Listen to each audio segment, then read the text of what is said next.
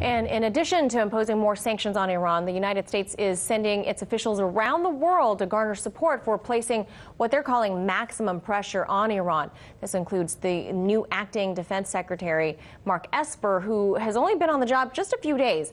RT's Rachel Blevins is joining us now to continue this team coverage on the escalation between the U.S. and Iran. So, Rachel, what is Esper's first assignment as at least the sit-in Pentagon chief?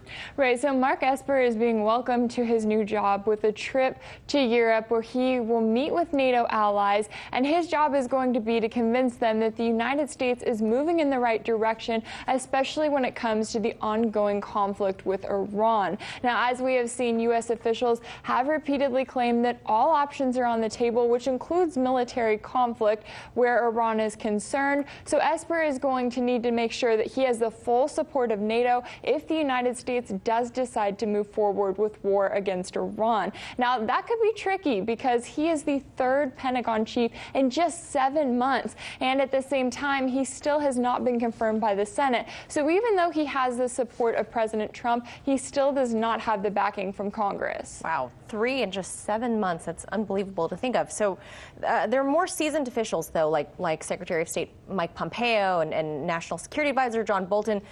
They're also traveling this week. What are their latest comments about all of this?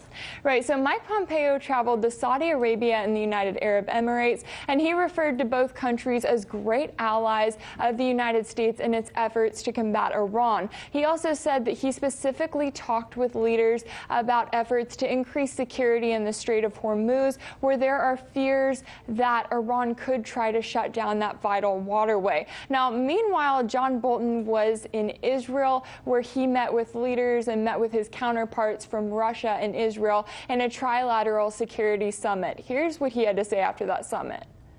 If Iran were serious about a solution, it wouldn't be violating the Nuclear Non-Proliferation Treaty. It wouldn't be the world's central banker of international terrorism. It wouldn't have its forces engaged in combat in other sovereign countries. And it would be a very different place. That's why we put the sanctions in place. So his comments are notable because even though it's been more than a year since the United States pulled out of that nuclear deal and put more sanctions on Iran, essentially violating that deal, the United States still fully expects Iran to comply with it. That's interesting because on that topic, Iran was in compliance of the deal. It was the U.S. that broke off from that. What's the latest in that whole situation with the JCPOA?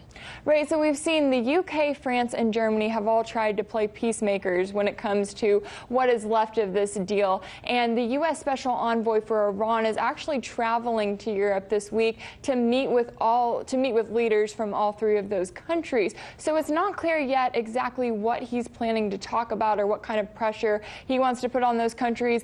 But the UK, France, and Germany did issue an official diplomatic warning to Iran, specifically stating that if it does break the terms of the nuclear deal, as it is said that it will within the next 2 weeks, that it will face serious consequences as a result.